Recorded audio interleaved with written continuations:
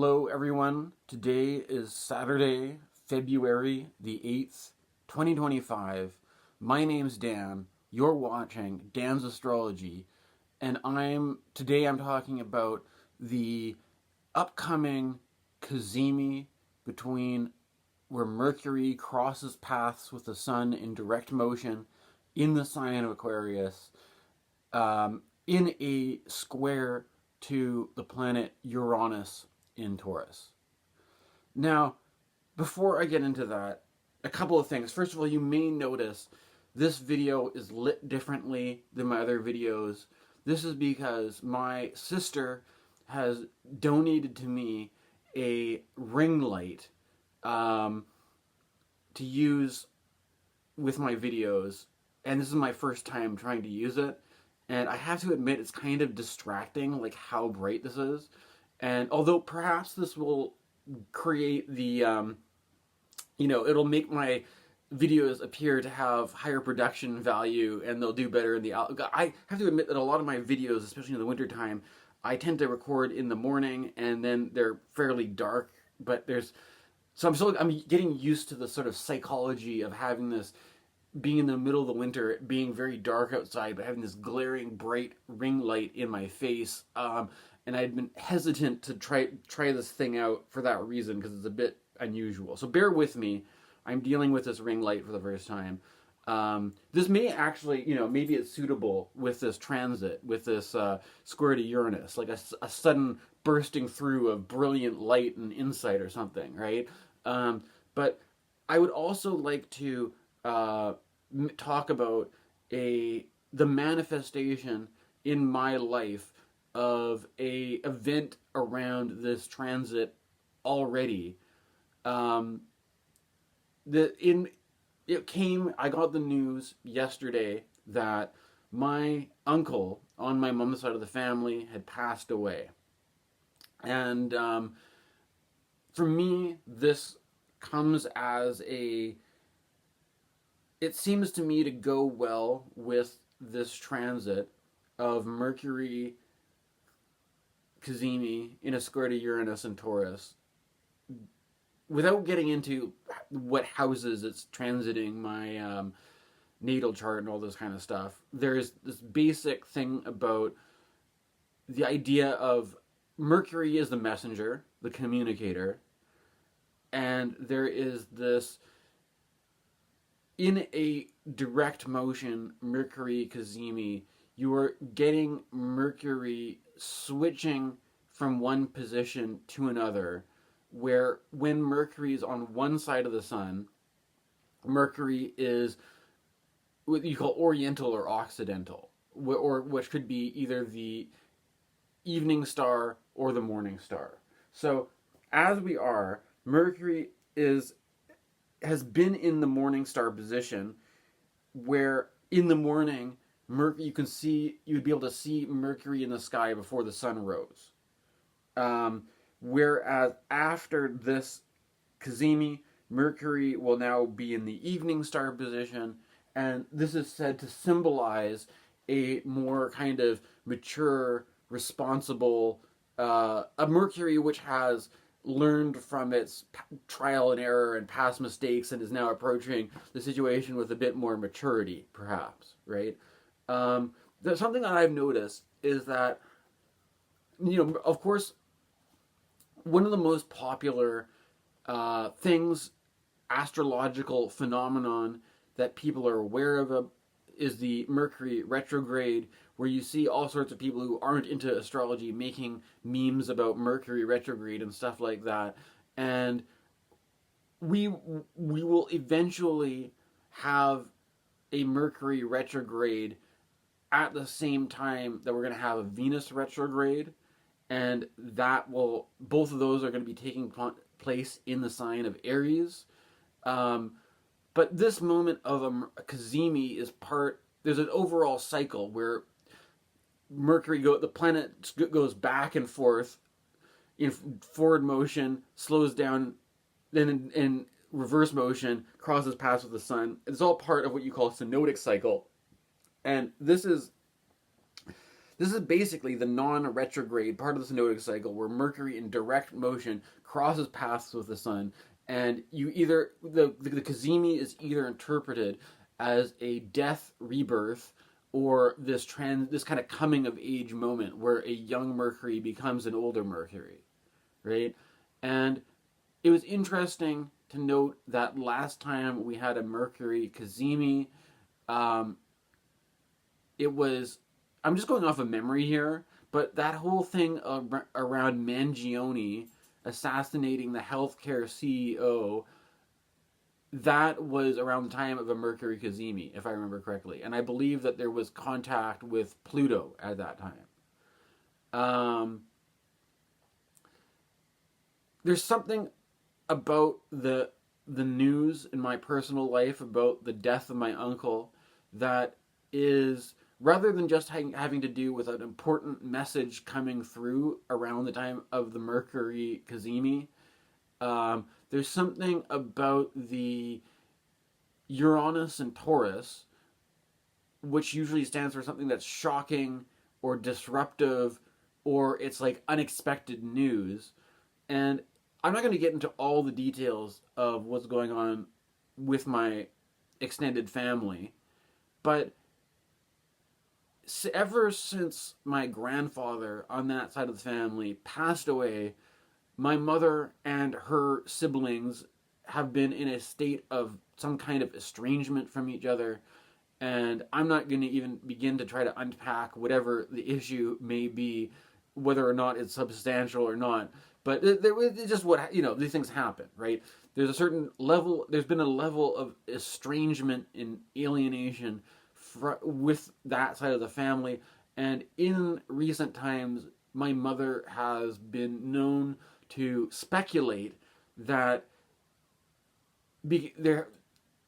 since the death of her father on that side of the family, that she does not know if her mother, my grandmother, is even alive or not, and she feels so estranged from her siblings that if her mother, my grandmother, were to pass away, she wasn't even sure if she would trust them to let her know if that happened. So the last few years she's been spent in this kind of sort of speculating that her mother is probably not alive and that her siblings are just so estranged from her that they wouldn't tell her or something.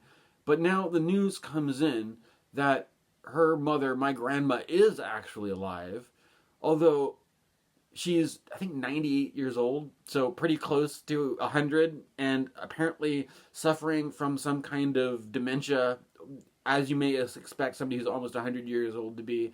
And there's this kind of a strange sort of reversal in the sense that the uncle that passed away was the youngest of the siblings in that family.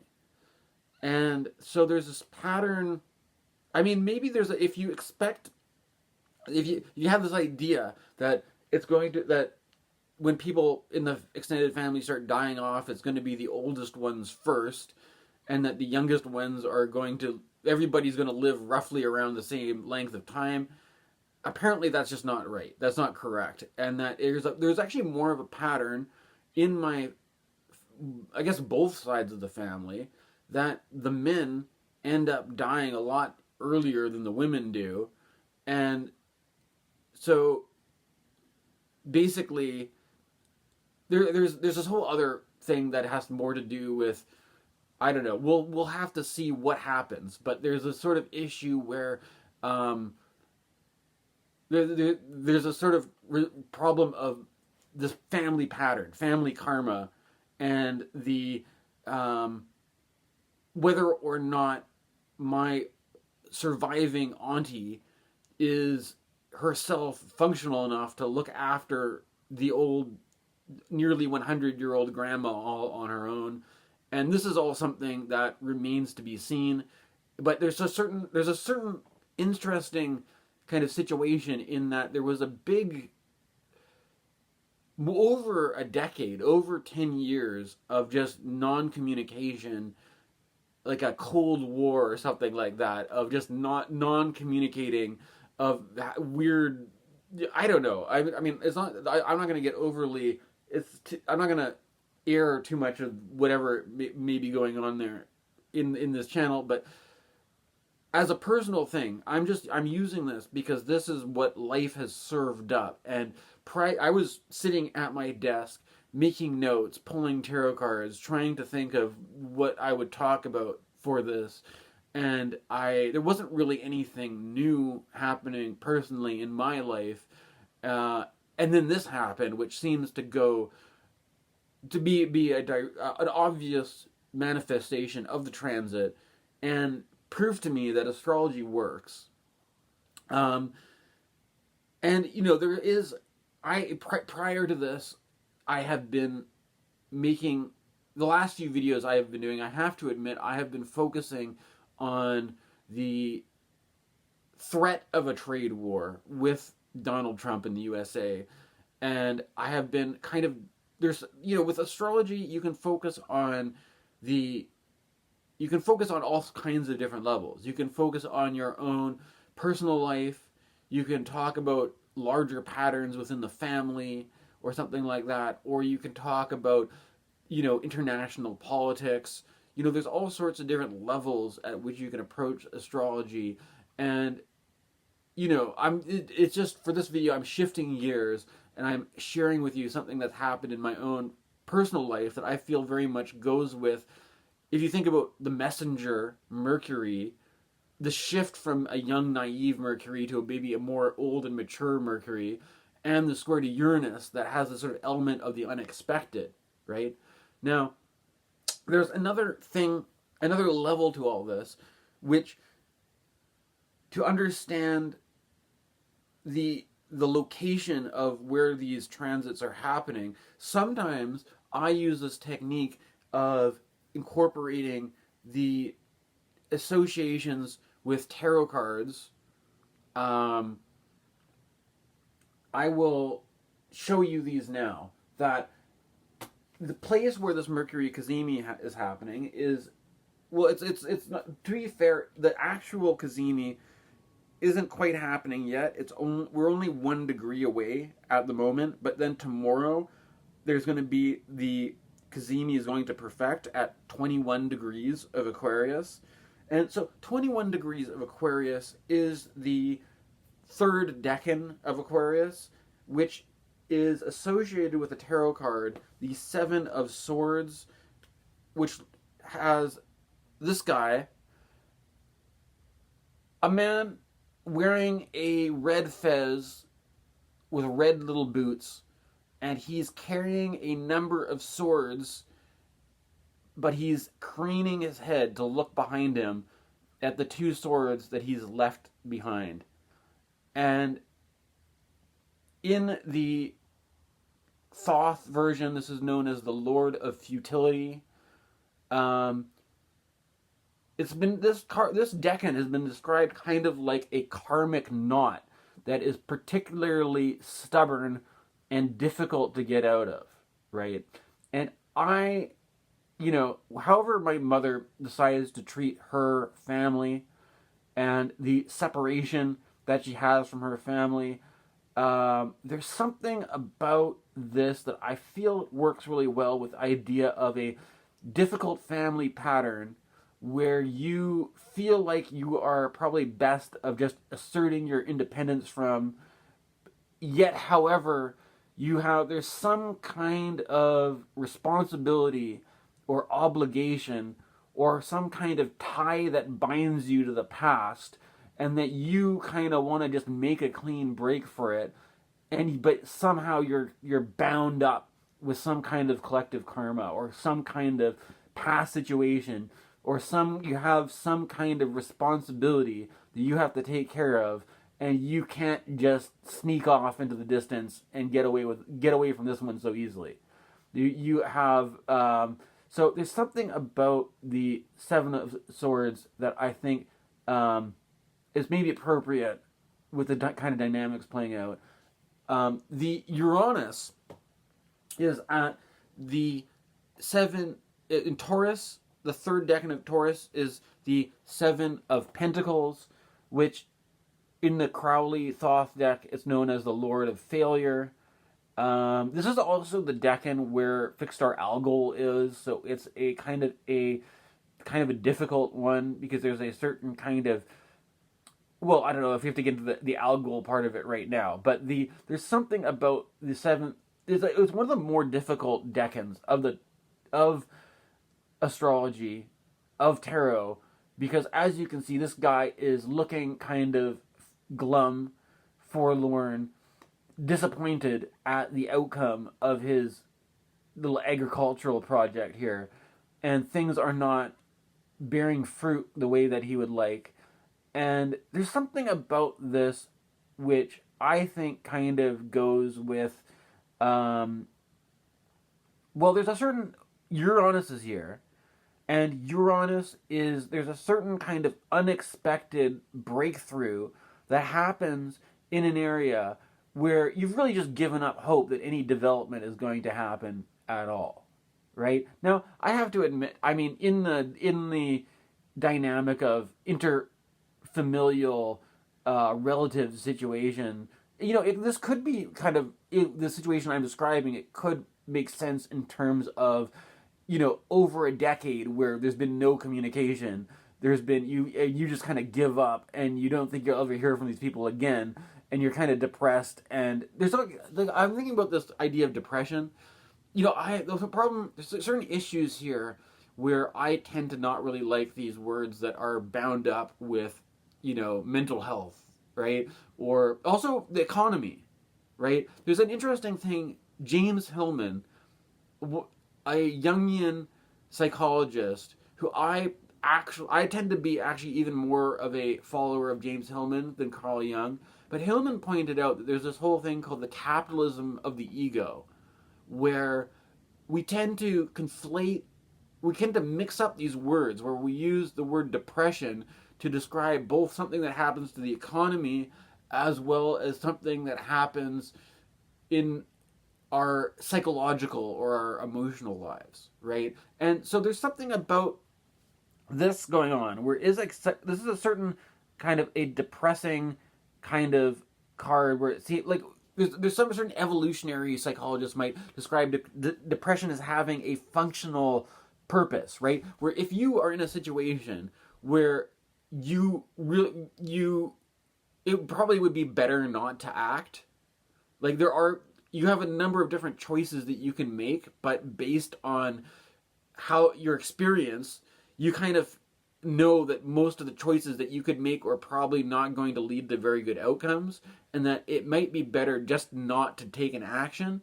This is what you would call a depressing situation, right? Because instead of being motivated into action, your ability to act is being depressed, being suppressed, being muted out, so that it's basically a survival reflex, so that if I take action in these situations, it doesn't turn out well, that my body already knows this, so it kicks into gear to depress me, so that it's just the more natural thing to do is not to act and to basically cocoon myself into a sort of it's like getting through the winter by hibernating, by shutting down your activity, by just retreating into your shell, and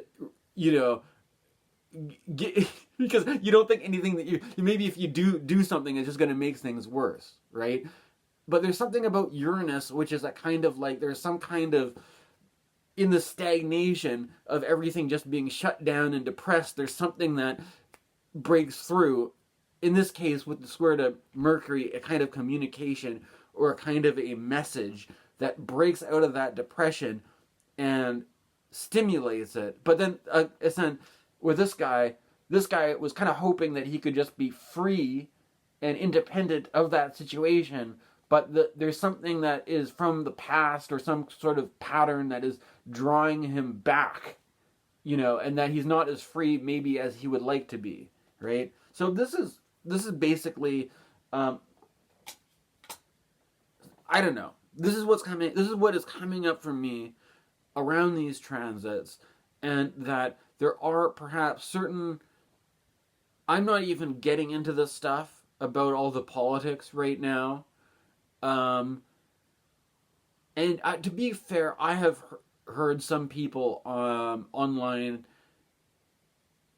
talk about how the current situation with Trump is kind of like a rapid fire situation where they're just trying to like overwhelm us with so much shit all at once that we quickly become depressed in the face of this, in that, you know, we start to feel like we're in this situation where maybe our political efforts, we've learned a kind of learned helplessness because our political efforts, the energy we put into it doesn't amount to anything. So our body starts enacting this sort of state of depression where a learned helplessness, where it's easier just to disengage, not to act, because when we do try to act, it just blows up in our face or something.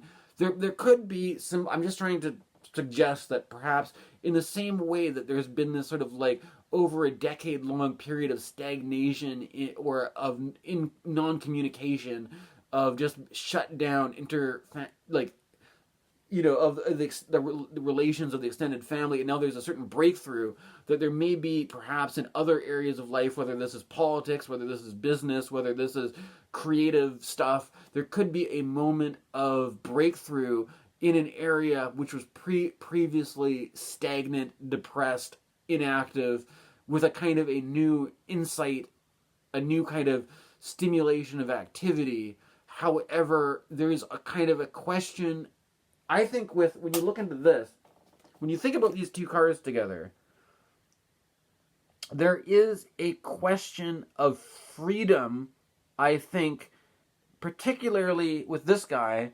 because there's the idea of what does freedom even mean in this context, even as well, right? Because, okay, Uranus is a planet that usually, the idea is that there are certain relations or certain patterns that have formed, that have built up, that have crystallized, but Uranus is a disruptive influence that takes all these things and starts disrupting them, starts shaking up these patterns which have been formed, so that they can reform in different ways, different arrangements. And the idea of, you know, there's a certain idea of being bound, right? You know, it's interesting, the word religion, part of the etymology of the word religion is ligament, which means if you have the bones of a skeleton, there's connective tissue between one bone and another, and that this, you could look at this, you know, rather than looking at this as a kind of a prison that the skeleton is trapped in, this actually creates a kind of a buffer between one bone and another, so that when you're walking around, your bones aren't just grinding against each other. You know, like, this is one of the things that you can make a joke about Trump's bone spurs, maybe, right? But no, there's something about the connective tissue that gives your instead of your bones grinding against each other, they have these ligaments that exist as paths that exist between the bones that connect them, right? However, being, you know, I don't know, maybe that's the wrong thing, but we also think about the idea of bondage, right? Being bound to certain obligations, being bound to certain responsibilities, being bound to certain, even, like, you know, the laws of gravity, or the, you know, certain the physical laws of how your body works. You have to eat, you have to sleep, you have to, you know, do all these things. There's certain things that we are bound, we don't have any choice over. We don't have any freedom to just choose. I mean, you could choose not to eat or sleep, but it would affect your health really badly, right? So based on the mechanics of how our body works, we only have so much freedom of what we can do with our body and still be remotely healthy.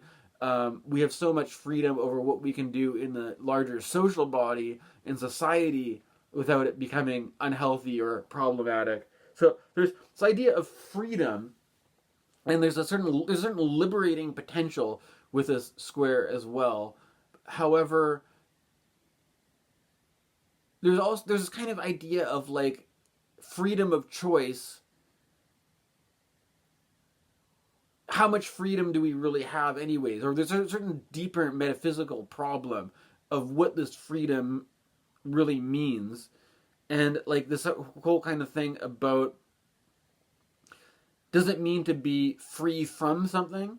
To be free from your crazy relatives, to be free from your extended family, to be free from your immediate, or to be free from a workplace, to be free from a boss, to be free from some, or to maybe some sort of old pattern of enslavement or something like that, right? Where under a certain set of social relations, you don't have freedom. You are obligated to fulfill this role in society. You don't have any choice of this. You've just been put there, and if you disobey, the powers that be will enforce it or whatever. But you have free to choose what you want to do with your life, right?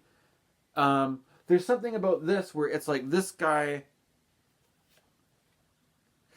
seems to be in the process of gathering up these swords, being like, these are mine, I'm free, I can take off, but then realizing that instead of being free, he's actually dependent on these swords that are left behind. And he's like, oh shit, I have to go back for those, or else I'm not really free, right? Or it could be that, I'm thinking in terms of Buddhism, they have this idea of shunyata, or emptiness, which is kind of like a kind of interdependence of all things, right? And this could be like, let's say you have a certain talent, maybe you can break free from your circumstances because you're a gifted like entrepreneur or an inventor or something like that, or an engineer, right? And that because maybe you invent a new technology or something like that, and this frees you from all the old patterns of doing something, or but there's something about this where your skill, where did you get it from? Did you figure it all out yourself, or did you get it from education?